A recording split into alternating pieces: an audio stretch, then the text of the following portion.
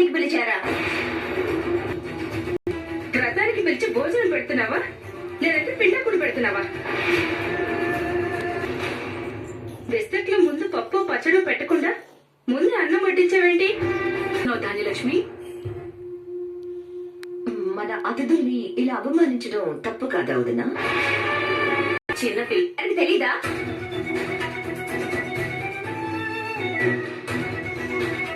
ఏంటి వచ్చిన వాళ్ళు కూడా మా అత్త మీ చిన్నత్త రిక్రూట్ చేసిన వాళ్ళలా మాట్లాడుతున్నారు?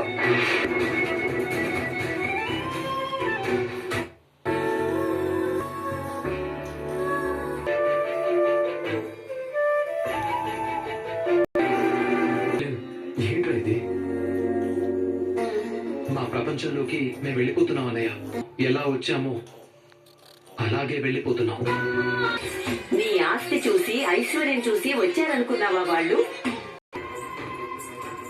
అసలు ఈ సలహా ఇచ్చింది మా అత్తనేనా?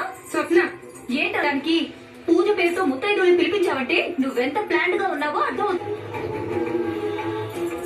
ఏమే అంత అవమానిస్తుంటే ఏదైనా అంటే తలకాయలే పగలగొట్టేదానివి కదే.